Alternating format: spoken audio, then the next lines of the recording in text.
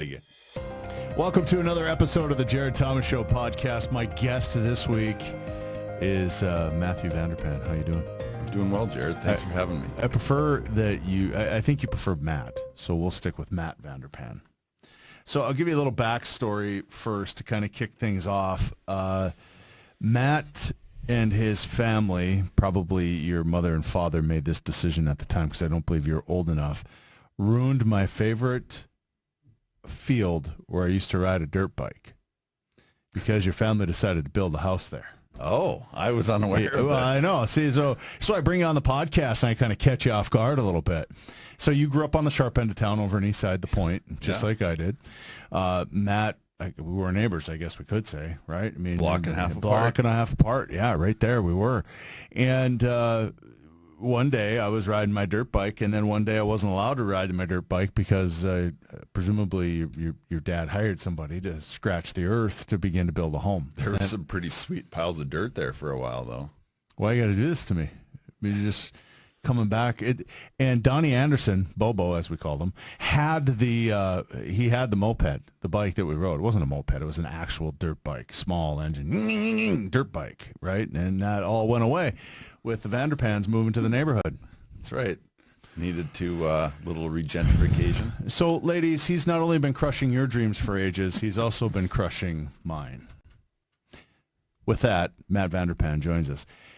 Tell me how you ended up on the University of North Dakota football team. They recruited me and turned down offers from a lot of other places and just thought that it was probably the best opportunity for me. Could have went elsewhere for more money, but I wanted to go somewhere where I knew that I wasn't good enough to play right away. So when you say other schools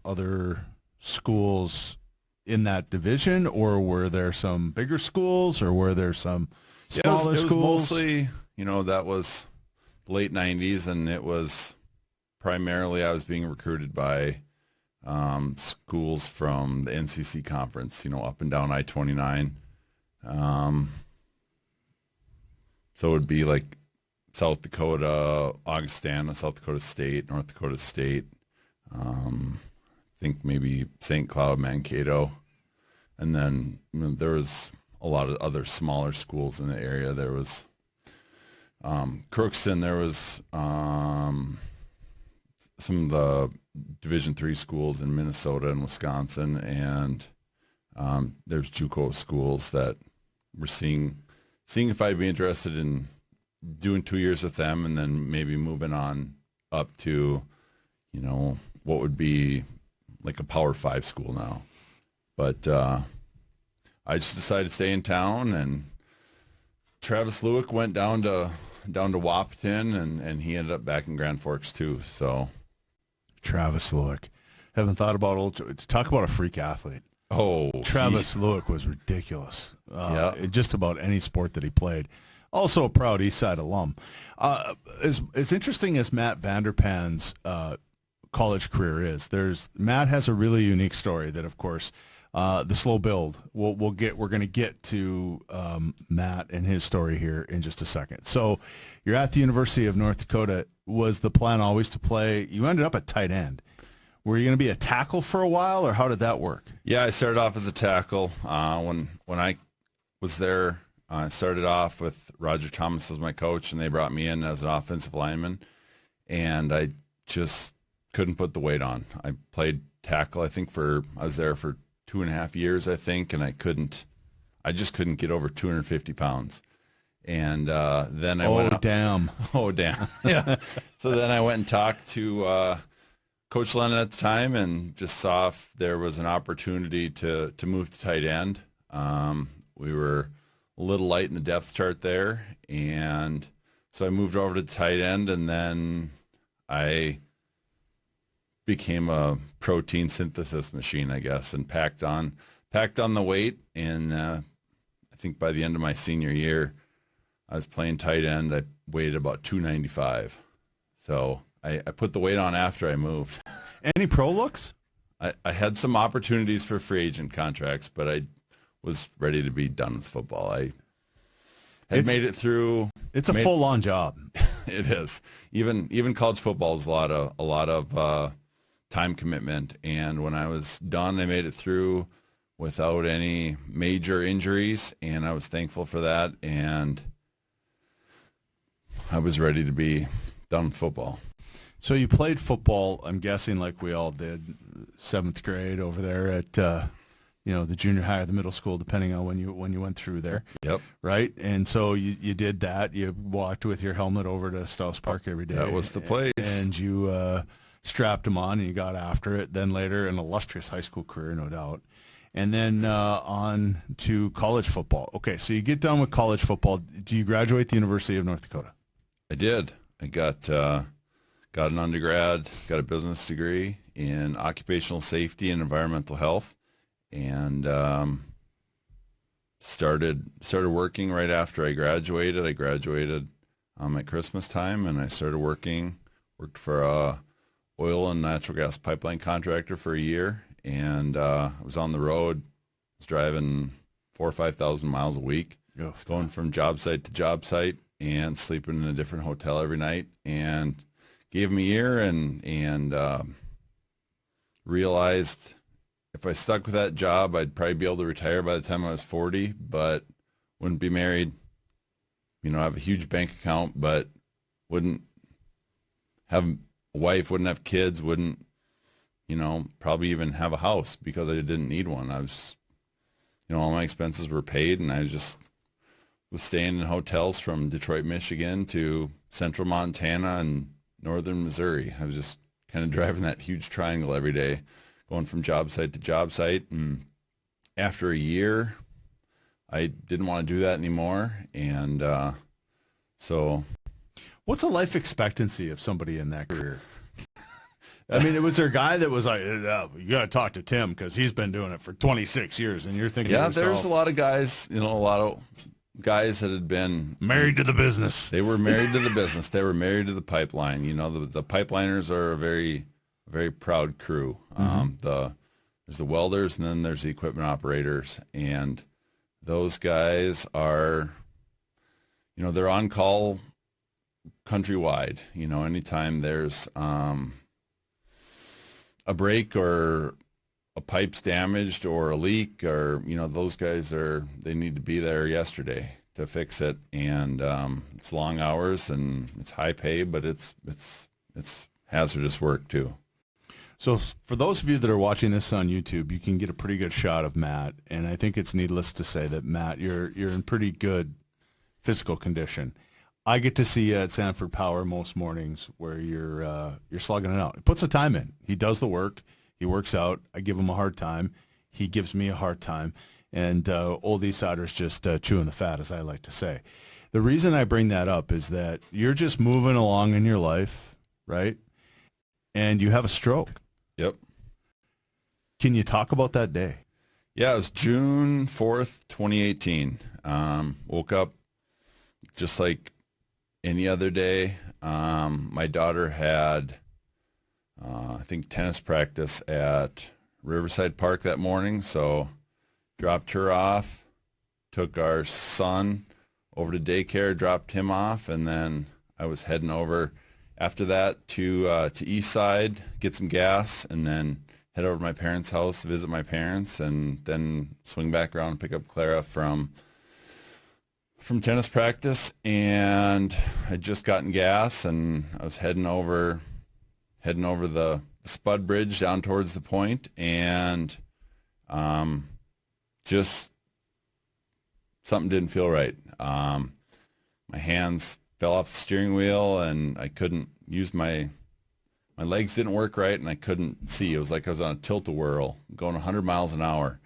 And the only thing that in my full field of vision that I could sort of see was in the bottom right-hand corner. So if I looked up at the top left corner of the windshield, I could kind of see where the truck was pointed. So all I could do was shift my hips and get my foot off the gas pedal, and thankfully I made the stoplight on the south side of the bridge, and somehow managed to make the curve and turn at the church there by the fire station, and ended up coming to a stop at the stop sign a block from my parents' house.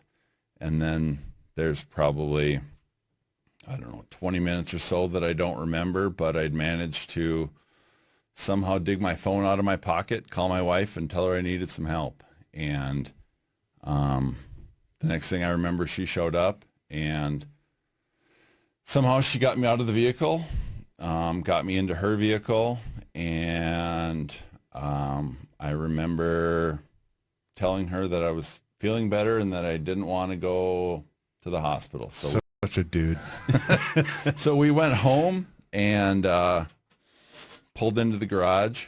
So with a stroke, sorry to interrupt you, but real quick, remember that time is of the essence. Very much so. So your wife comes and gets you. How much time would you say has elapsed now? Would you say 20 minutes, a half hour? Probably 20 minutes, half hour until she got there. So you're 20 minutes in. I'm on the clock, but at the time we have no idea. Right. But you say to your wife, you know what? I don't know what the hell that was, but I'm feeling okay. How about we just go home? And she says, okay. So home we go. So home we go. Get in the garage, and I am still not able to get out of the vehicle under my own power. And so she decides, F your feelings, we're going to the hospital. So we go to the ER, and funny how well these women know. Right, yeah. Right. So pull up, and ironically, the lady who was the charge nurse that night, we had sat right next to her at church a day or two before that. And so we pull up, she helps, and then two of the ambulance drivers come out, and it takes the three of them to get me from the passenger seat of my wife's SUV into a wheelchair. They wheel me in, and got all sorts of scans, got MRI, CT, CTA, a couple other ones, and they're trying to figure out what's going on. And stuff is starting to come back, and ended up spending most of the day there, all morning. And I want to say it was probably around lunchtime before they finally figured out that I'd had a stroke. And what had happened is there's multiple sets of arteries that go up to your brain, and right on either side of your spinal column is two arteries called the vertebral arteries. And the best way to explain it is it's like a big fire hose with like a garden hose on the inside. And the garden hose on the inside of the fire hose is what tore. So it tore for about 1.5 inches on the left vertebral artery, and that threw a clot up into my brain.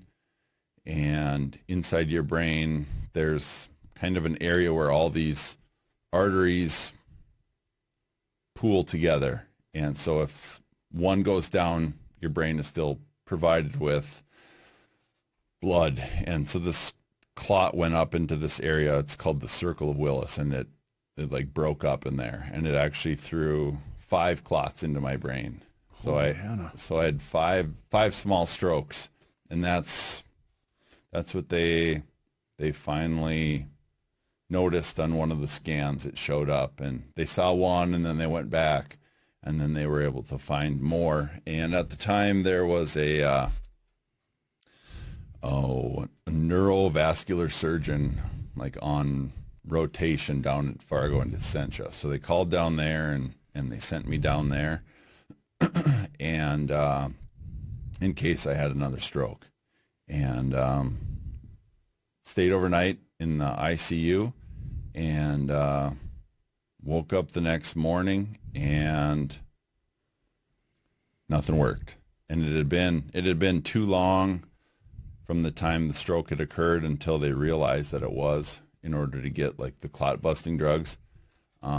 So it was just kind of what it was. And I ended up spending, I think I spent a week down in Fargo in the ICU. And then after that, I transferred back up to Grand Forks and spent another week and a half at the inpatient rehab center on the south end of town. And it's been a long road, but I'm kind of where I'm at. When I woke up the next morning after the stroke, it was my vision. I couldn't see very well. My eyes were not focusing together. Like one eye would focus close, and one eye would focus, across the room, and everything was blurry. And I couldn't figure out why I had pillows stuffed on either side of me, and it was because I couldn't sit up anymore. I'd just tip over if they took one out. So went from that to, I think the next day they got me out of bed and started learning how to sit in a chair.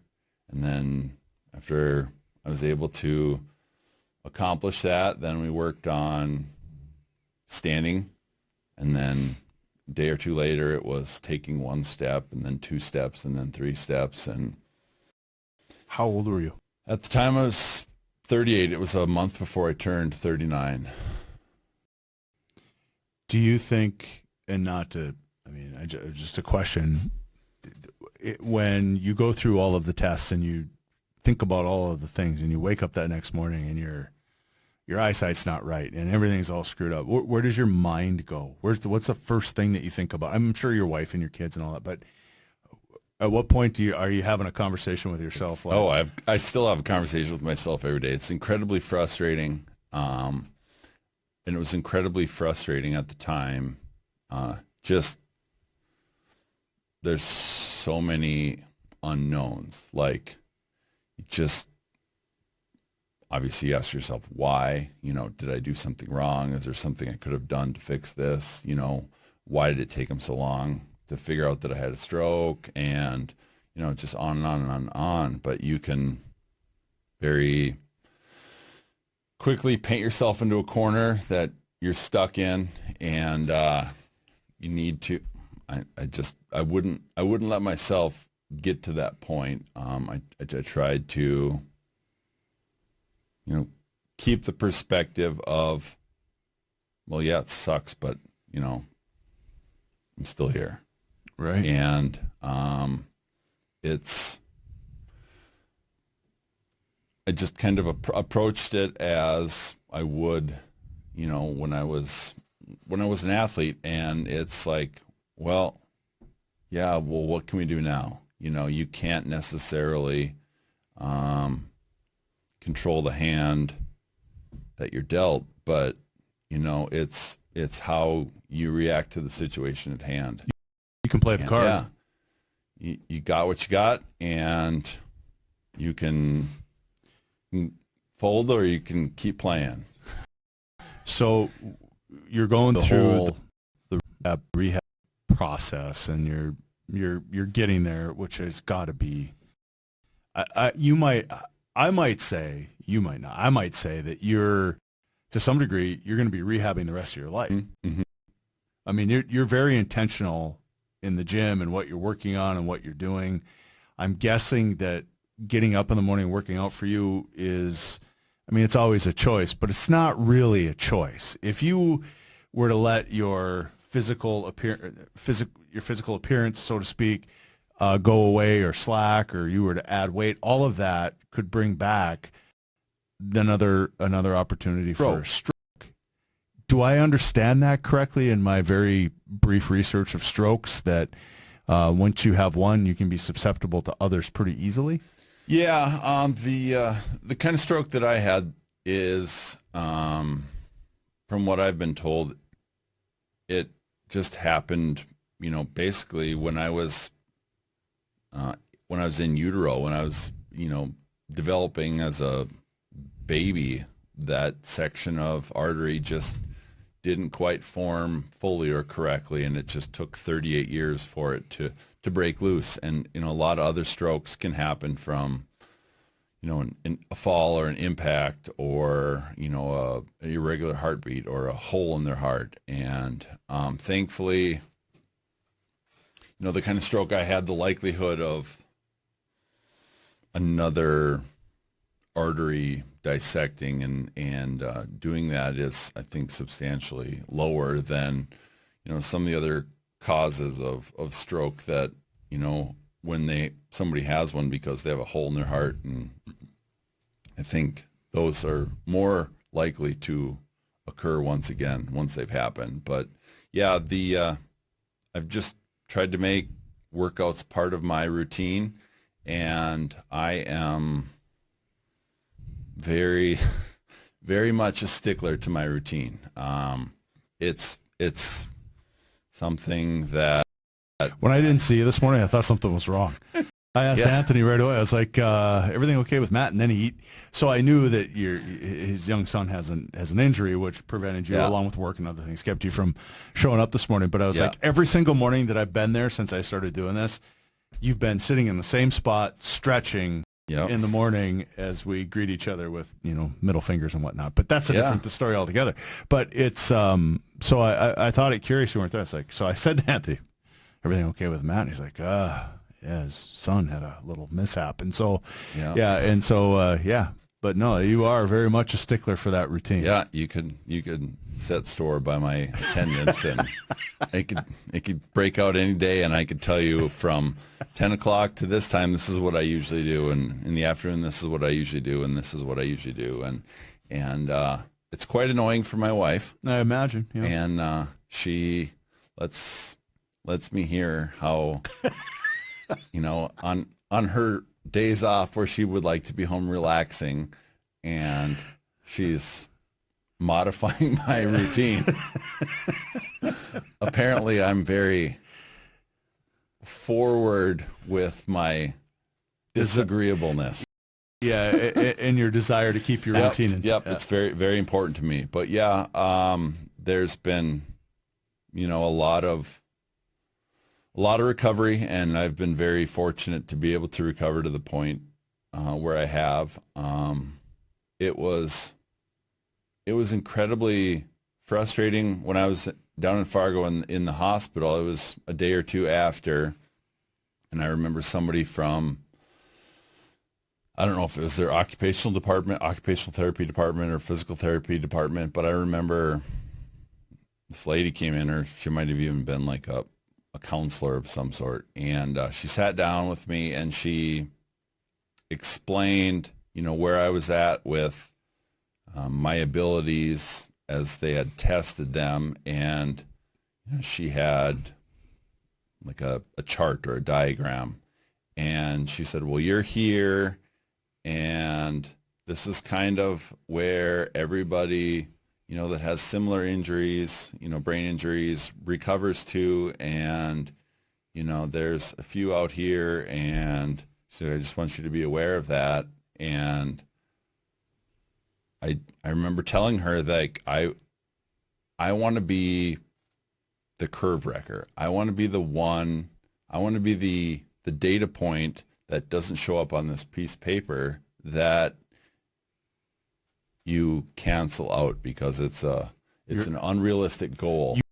You want to be the statistical outlier. Yeah. And I remember my wife was in the room at the time, and I remember the lady saying, I appreciate that, but you should really make realistic goals. And I remember my wife saying, "It's not worth arguing with him about it."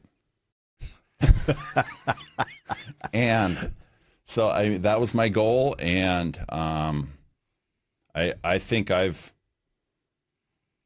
done that. I'm still working to get better. There's still lots of frustrating things that I can't do, or I can't do as well as I want to. But so far, everything I've been able to recover a majority of the things that I lost. It was strange. Like everything that I had done before that, after the stroke fell into one of three categories. Either it was unaffected and it was just as normal as it was before, or it was like a factory reset was hit and I had like zero ability to do it and I had to start from scratch and relearn how to do it. Or it was like you had a wall of plugins and just a pile of cords on the ground, and you have to just keep trying to plug stuff in, and then once you plug it in the right hole, it works again like it used to. And so it was figuring out which things were in which categories, and the stuff that kind of got reset to zero. Really worked on that stuff with our son at the time was, I think Craig would have been 2.5 or so, and it was helpful to me because he was learning how to do a lot of the things that I was relearning how to do. So I would come home, after I got out of the rehab center and I was back at home, I was still doing outpatient OT and PT 3 or 4 times a week. And, we'd come up with a new task or a new scenario or a new situation to work on. And so I would go home and I would try and figure out a way that I could teach him to do it because he didn't know how to do it. And then we'd race each other. And almost every time he would pick it up faster than me and he would beat me, which would make him want to do it more because he was beating Dad. And then after a little while, I'd catch up, and then a little while longer, I'd be better at it than he was. And that was, looking at things through that lens and finding a way to make it competitive helped me, and got the juices going. It did. It got the competitive edge back, and a lot of it was very, very, very basic stuff. Whether it's like digging a penny out of a piece of silly putty with my left hand, but it's it was, or learning how to pet the dog when I'm sitting down. It's crazy to say that now, but those were things that you don't realize how many things in your life are on autopilot or basically set to just intuitive, like you just do it without even thinking about it. And then it's not happening, and you realize it, and then you have to figure out how to re-engage or engage through a different neural pathway, and then just start building from there. I remember the first day coming back from the inpatient center and sitting down on the couch, and I would always sit on the left side of the couch and with the armrest right here under my armpit, and then the dog would lay down on the ground on the left side of the couch, and I could pet the dog. And I remember sitting down, and the dog came over like he knew the game, and I remember putting my arm there, and in my head, I'm petting the dog. And then the dog's acting like, okay, anytime now, like, what's going on here? And I look down and my arm's not moving, but in my head, my arm's moving. Wow. So I had to figure out how to, that specifically I started with, being able to move my thumb on my left arm. And then I had to move my thumb, and then I could move my wrist, and then I could start moving my fingers. And then I just had to figure out what wires I needed to turn on to get my left arm to go back and forth and pet the dog. And it took a few minutes, but then you have to remember that sequence. So, it's just repetition, and it was the same with sitting, and the same with standing, and the same with walking.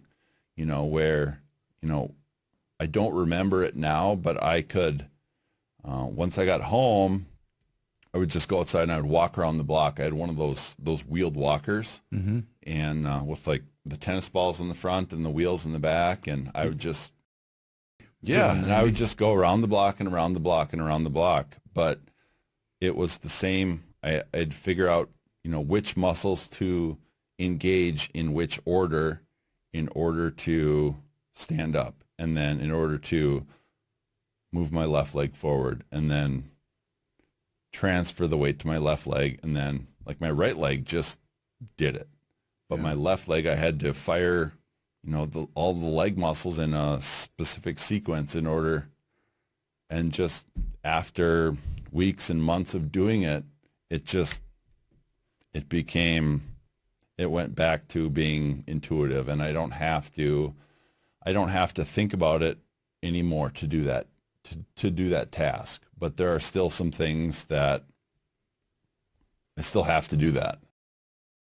Can you give us an example? Like, one of the hardest things to relearn how to do is catch a baseball. Sure. Because stuff that I can do, like bilaterally, like catch a basketball or catch a football, you're using both hands at one time. But a baseball, you've got your glove on, like this is your catching hand and this is your throwing hand. So they're independent of each other. And the timing is the hardest. It's either you close your glove too soon and the ball hits the outside of your glove, or you close it too late and it hits your glove and falls out. And that has, that's been like probably 5.5 or 6 years of working on that. I remember when our daughter was, she was 6 maybe, and she's playing park board softball, and the last game of the year, it was parents versus kids. And I was thankful that the parents obviously portrayed themselves as being not very good at softball, because I was not very good at fielding the ball. But I was extremely frustrated, but it worked out, and that allowed me to say, well, this is my starting point, and I'm not gonna get worse than this. If I work on it, I'll get better than this. And gotten better. I'm still not the best. I probably catch more than 90% of the balls when I'm playing catch with my daughter or one of the boys. And but it's just the stuff that's, you're only working one side at a time. And it's the same in the gym, like say doing dumbbell exercises versus barbell exercises. And so if you got a dumbbell on each side, and if I'm doing, say I'm doing a dumbbell bench press, if I'm doing both sides or I have a weight in both hands at the same time, I can do almost twice as much with my left hand. But if it's just my left hand that's got the weight in it and I'm doing it, my ability drops off substantially, and it's a lot to do with all the small muscles firing in the right order, and it's just the way it is. And what do doctors say about the prognosis of that arm coming all the way back, or that side coming all the way back? It's been a little over 7 years now, and I remember talking and asking, the doctors and my physical therapists and occupational therapists, and a lot of them said, you're going to see the most gains, in the first 1 to 3 years, and then you'll continue to see gains, through 5 or 6 years, and then it'll kind of level off. And I think I can still find a task that I'm consider insufficient at and work on it and improve at it, but it takes a lot more now than it did just a few years ago. So I think I'm kind of about plateaued out, or kind of about where I'm going to be. So I would say I'm probably somewhere between 60 and 75% of where I was ability-wise before. Running is hard because it's the starting and the stopping points, and on a track it's a lot easier than like on uneven ground, or riding a bike is extremely difficult. So much balance involved. Like you don't realize it because you've done it for so long, but when you have to relearn it as an adult, and your perspective is different than when you were, a small kid. When you're 5 or 6, you don't know any different. It's just like, you want to do what your buddies are doing.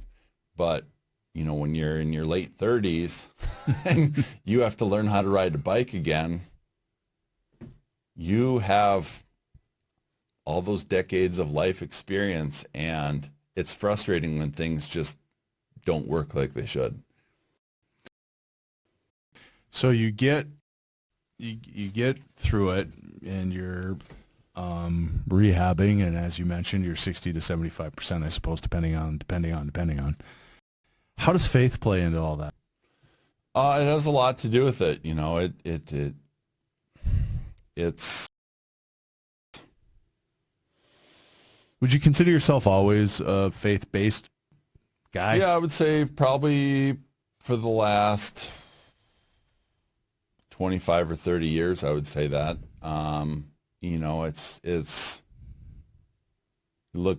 It's easy to go down the path of poor me, but that's a bottomless oblivion of despair. It's the easy thing to do would be to sit down, plop down on the couch, and get lost in screen time. And I've tried to take more of the perspective like this is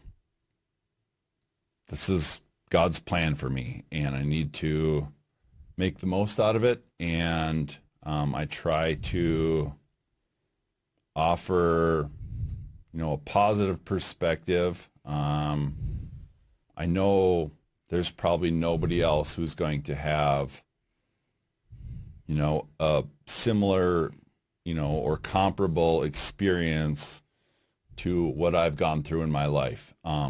But, we've all got frustrations and moments of difficulty.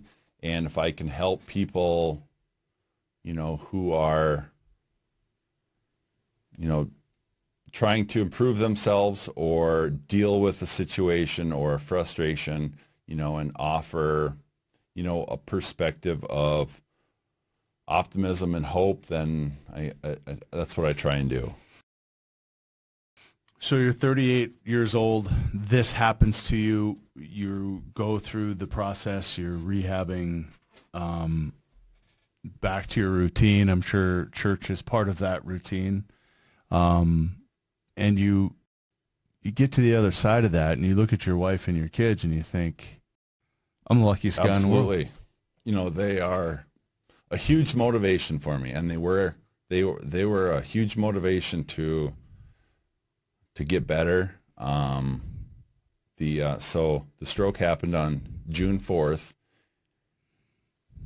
and a month later was July 4th, which happens to be my wife's birthday. And, my daughter and son wanted to do like I don't know if they still do it. There's a parade downtown, like a kids parade. Mm-hmm. And they wanted me to be in the parade with them. So, that became a goal. Like, I needed to get to the point where I could do the parade from I think it was from about Kelly's Bar to Demers. So, or maybe it wasn't even that far. It was like 2.5 blocks. And so that was my goal, and that was, I ended up doing that. And then, of course, there's me, this giant guy, and all these kids on scooters and bikes with training wheels, and there's me with my wheeled walker, walking down, was that North 3rd? Yeah, but there you are in the parade. But yeah, my wife and kids and family and were a huge motivation for me, and they continue to be, because I want to be, part of their activities and help them learn things and help coach and be part of their growth and development into the best that they can be. You mentioned that your stroke largely in utero, right? Was it exacerbated at all by playing football or contact sports, or you played? I know you played basketball, and you played other sports too, right? But nothing. There was none of the constant. No, I don't think so. It was. That's good news. Yeah. No, I asked that question, and that question came up, relatively quickly. And they said, no, if it was in a weakened state, the likelihood of it happening during that would have likely happened, but it didn't happen, and it happened, years later. So you're just going about my life. Just a normal summer day, and boom. Yeah, just cruising through good old East Side, and then whammo, life change.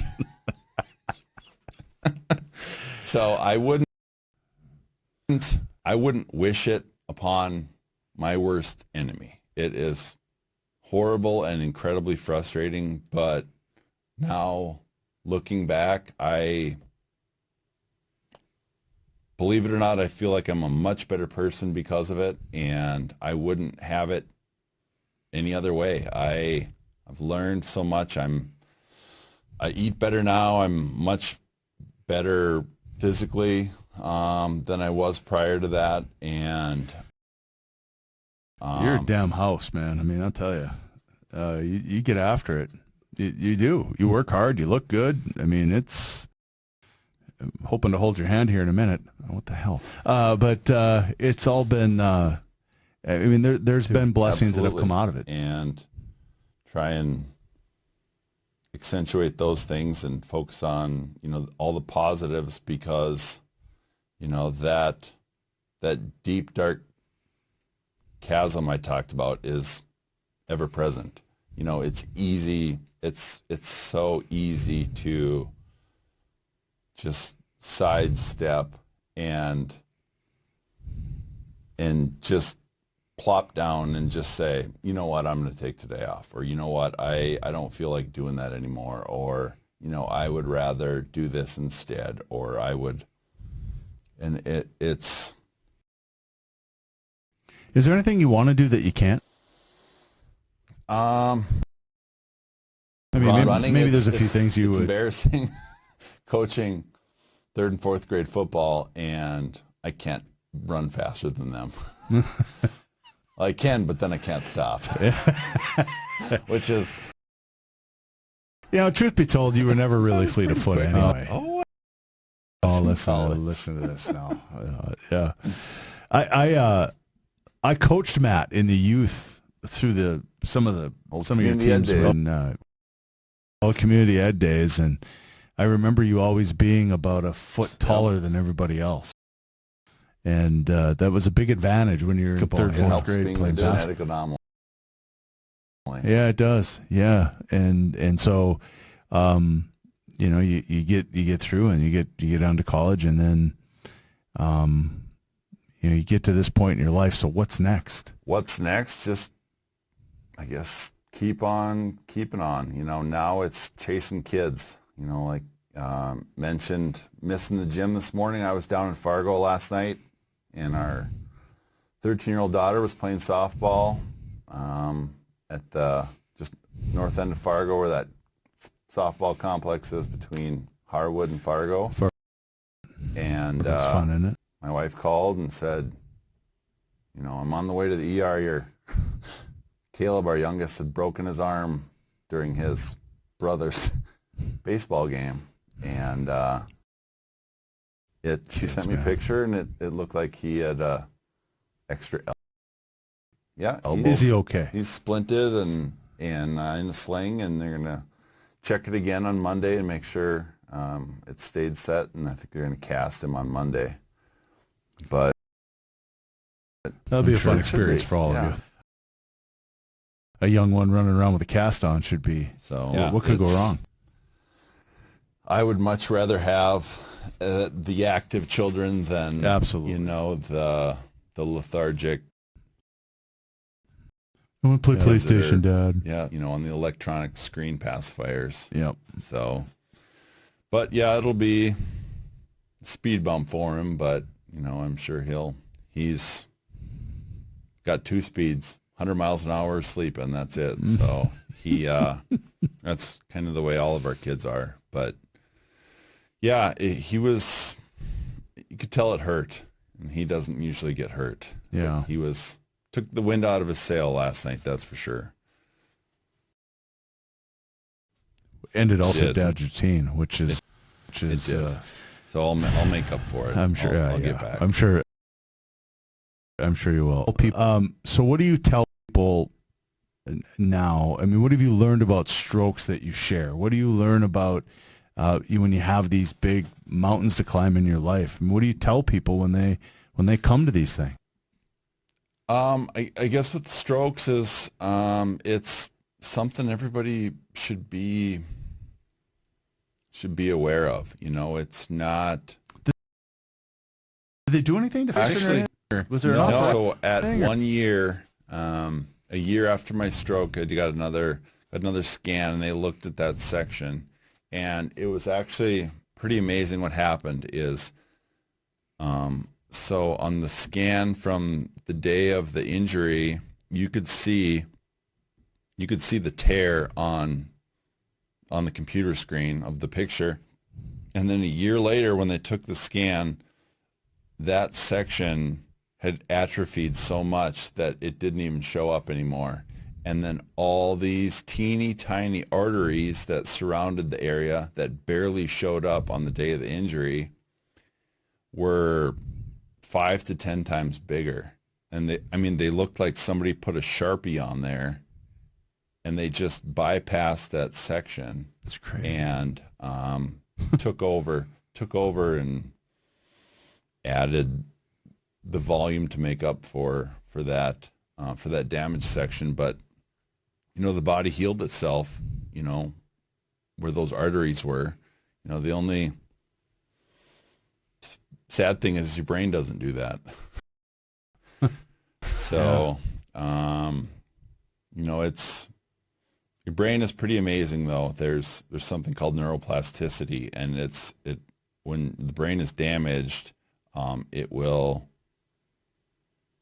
essentially allow access to other sections that can do similar tasks and will take over the function or take over the control of those functions that were lost in the damaged section of the brain. So it's a lot of work, but it's very much, like I said, I would race my son or compete against my son to learn new things, and that was, I guess, part of the neuroplasticity and different parts of my brain being tasked with taking on new learning things and new things to control. Did you make it to the statistical outlier? 2 or 3 sheets of paper off of where she said I was going to be. I don't remember her name, but I would love to talk to her, that insight with her, and I'm sure she'd chase me around with an eraser and say, well, that's great, but we can't give that to everybody. It always amazes me how, they bring you that statistical information to you, and they don't really know you at all. I mean, they don't know how you're wired. They don't know anything about you, and they just try to set the expectations to say that you're going to be a half or three-quarters the man you used to be, and that lit a fire in somebody like you. I don't mean to sound, I guess, angry or frustrated with her. I think she was genuinely trying to be helpful and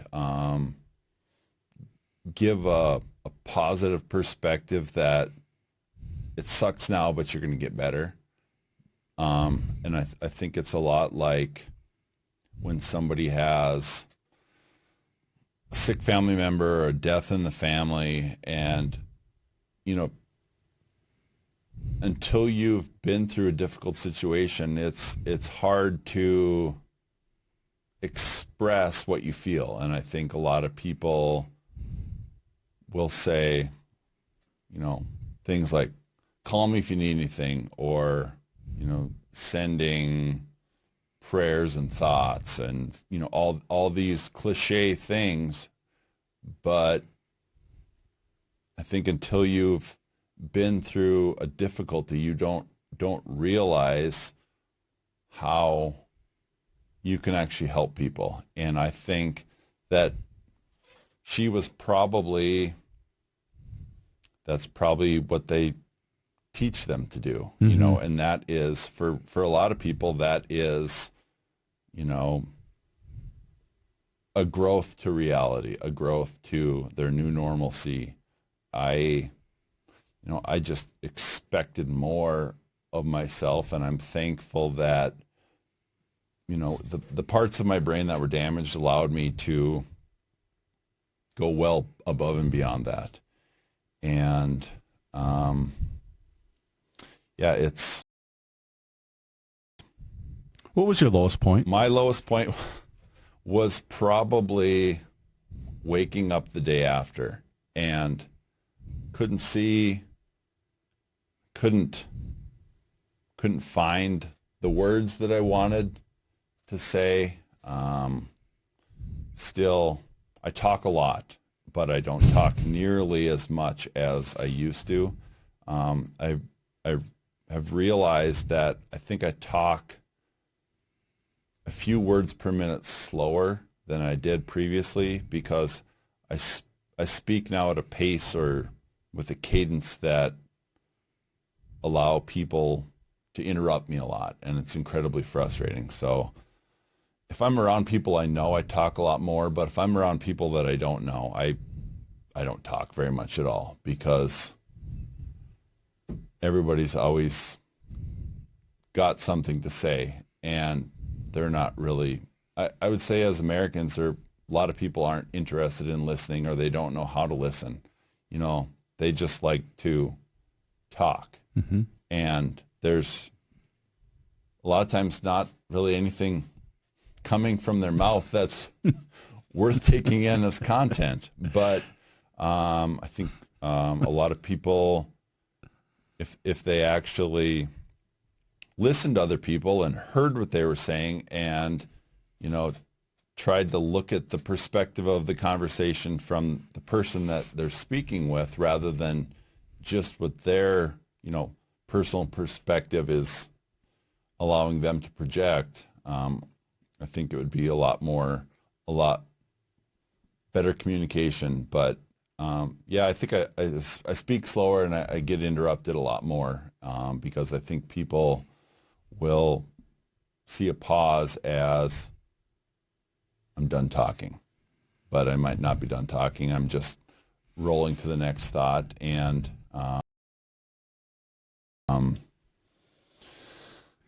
I interrupt him right back, and I say, that was a comma, not a period. Let me finish my thought. And then, but as you know, I'm a little bit more abrupt and direct than most. When did you know, I'm going to figure this out? I mean, like you said, you still got things going to work on. You still got stuff that you're trying to get better at. But you thought, this form of Matt Vanderpan I can live with. I can deal with. Yeah, it sucks. I can run, but I can't stop. I mean, those kinds of things are short of a fire where I think adrenaline would take over anyway. Yeah. I don't know anybody's looking for you to run marathons, so No. I mean, that's probably okay. So when did you think, okay, the sight's back, great. I can hold my kids again. That's awesome. I can give my wife a hug. That's cool. When did you like, okay, I can, this is going to be not perfect. But okay. I would say it was probably after I got out of the ICU, and I was, sometime when I was either in the inpatient center or right after I'd been discharged and I went back home and I was doing outpatient occupational therapy and physical therapy. I think at that point in time, there was very noticeable progression from treatment session to treatment session where they would give me stuff to do and I would actually do it at home. And it would go from, they'd find something that I couldn't do, so they'd ask me to work on it. And then when I would go back 2 days later, I could do it, and they'd have to find something else to do. And I think that just helped build momentum and helped to fuel the fire and just keep going and keep trying to find things on the list to cross out and to, not be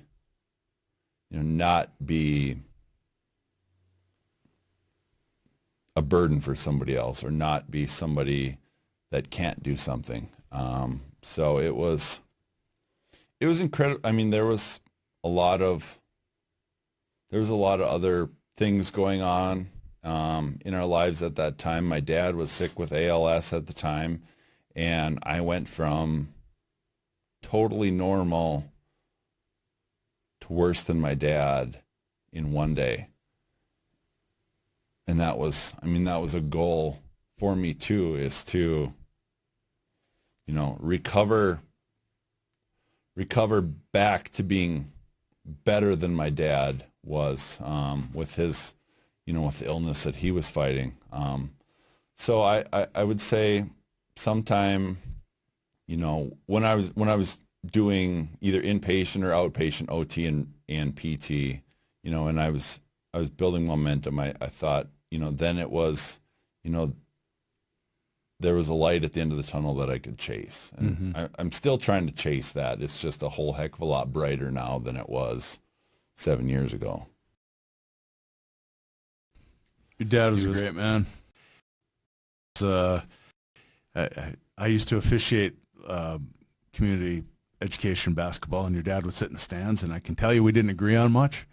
But I always, not much at all. As I got older, I just really appreciated the conversation. He was a nice man. He meant well, and he took the time with me, which I always appreciated, and it always came from a good place. And I think he was a competitive dude. And so it was just when I think about Norm Vanderpan, he was just a great guy. Built a house on my favorite dirt track. Yeah. Surprised I've forgiven him for that. Nate didn't get together and torch that project.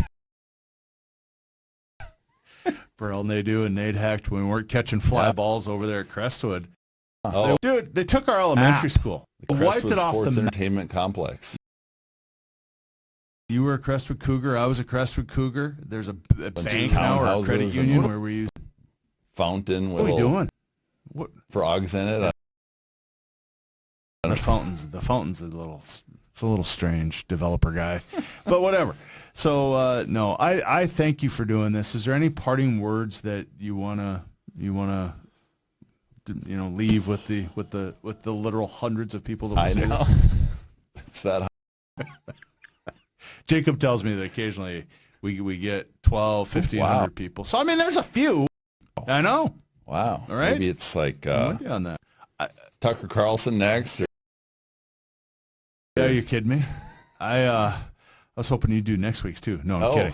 So let's any words of wisdom or anything that you would like to leave the masses with. you can always be a better version of yourself than you are today. And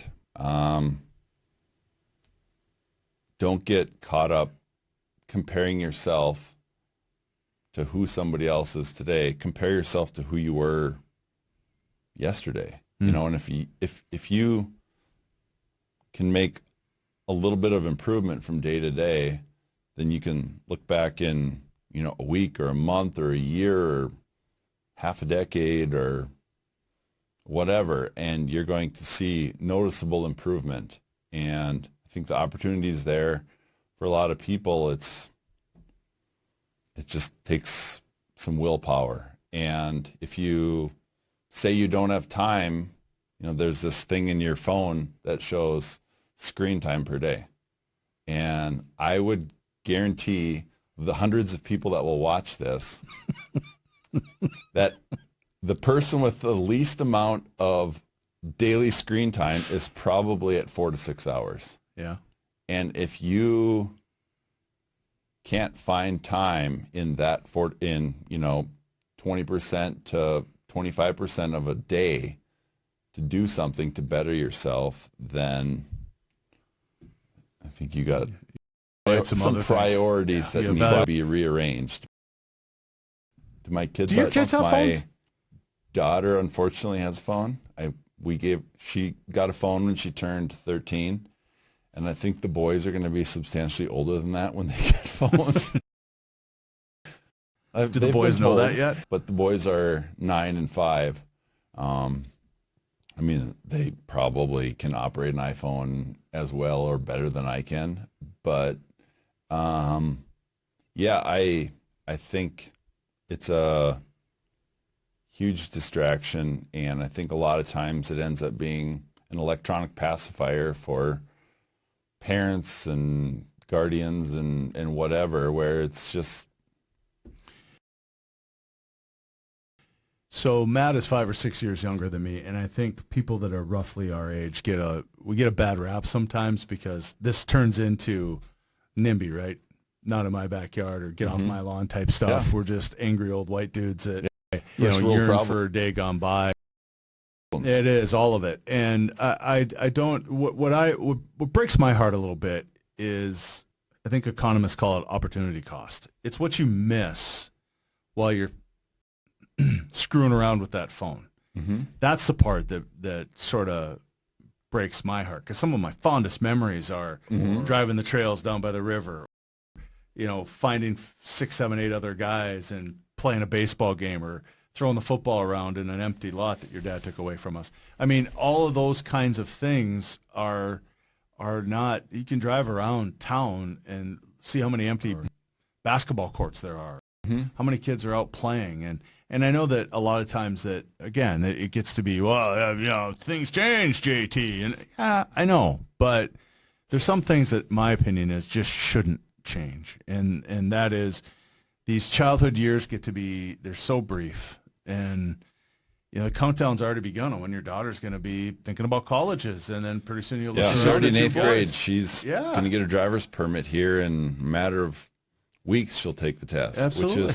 which is crazy. And you know, I think it's like you said, we have the perspective of being the crabby old guy that's saying get off my lawn, but it's that perspective comes from a lifetime of experiences and decades of living life and being able to see what they're choosing to spend their time doing versus what they could be doing or what they're missing out on. And you know, I know there was plenty of times where I'm sure I frustrated my dad with what I chose to spend my time with,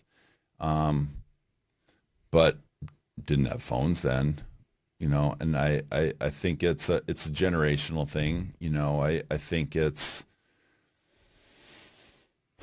unfortunately I think it's accelerating though. I was telling the story just the other day about how I'd come home from spending the day at Stouse Park, screwing around playing baseball, right? Had some games. I just liked being at the park, so I was there. And I'd come home and I'd have 4, 5, 6 little, well, they're sticky notes now, but they were just notes across the table. You know, Jarrod, call Hearn. Don't forget, I'm going to Grandma's later. Don't forget, you got to mow Grandpa's yard. I mean, all of those were on notes. And you know what's amazing? All that stuff got done, and I didn't need a cell phone for any of it. Mm-hmm. You know, and I wouldn't trade those experiences at Stouse Park for anything under the sun. And so I do, like you, I think about that. I already know, so you can save your comments. I know things change. I know I'm old. I know all of that. But I think it is something that is of a concern. The other day we went to a movie, and I'd forgotten my phone on the nightstand. We get to the movie theater, and my wife says, "What? Do we need to go back and get your phone?" No, it'll be, well, I mean, you have a lot of response. Honey, I mean, if the building starts on fire in these 2 hours and 7 minutes we're in here watching this film, I'm not going to have a job really much anyway. So it'll just be what it'll be. We're going to be okay. And we went through the movie. The interesting thing, though, is I did note a little bit of anxiety just not knowing where, you know. And I got back to my phone, and, of course, it was a group text message. And and it was after that there was nothing. There was like nothing that really needed my attention. Right. And I get, what'd you miss? Nothing of consequence. Nah. And the world kept spinning. Weird. Someone will come up tomorrow, and our phone bill will still be way too expensive, and nothing will really have changed. Thank you. Well, continued health, my friend. Thank you for doing this. I appreciate it, and I just thought your story is so unique. You can write a book. No, probably not. Why not? I don't know the first thing about doing that. Nobody, I know they don't. Nobody does. You just sit down and start. There's so many. It was a cold day in August when I was born. Actually, it was a cold day in July when I was born. Unseasonably cold that morning. You know, you could do it. You could do this. There's just so many directions that you can go. You know, we could do this interview 15 times. The formative years? Yeah. And how I influenced your formative years? Yeah. Influenced them all right. All those times I was over at Jarrod and Renee's, and they're like, don't go on that side of the driveway. They were my parents' next door neighbor, where I grew up. Yeah. Yeah, my mom, she'll kill me for telling the hundreds of people that'll watch this, but my mom's been backing out of that long, windy driveway at, over there on the, on the point for years, and I think she caught, not Gerald and Renee don't live there anymore, they moved several years ago, but backed into, her name is Nikki, backed into Nikki's car. So there was that. Everybody was very adult about it, though, and they got her handled. So they realized it was just sheet metal, and everybody's fine. So it's just a car, and everybody's good. But I said, Mom, you've been backing out of this driveway they moved in '79, so whatever that is. Yeah, for a long time. Years. Yeah, for a long time, and here we are. And so, yeah, it's the east side. In the east side, man. People that didn't get to grow up there. If you have to ask, you don't understand. You can move there, but that doesn't mean you're from there. That's right. I always tell people, there's East Siders, and then there's people from East Side. And if you have to ask, you don't understand. And if you have to figure out which one you are, you're from East Side. Yeah, But people can move away and still be East Siders. It's the most. It's and I don't know really who decides. It's just kind of understood at the same time, and sometimes it's more of a curse than it is a blessing. And the people that never left swear it's a blessing.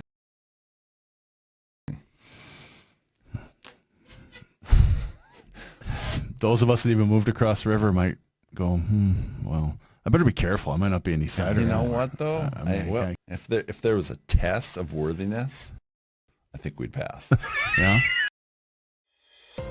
You're welcome. Matt, thank you. You're welcome.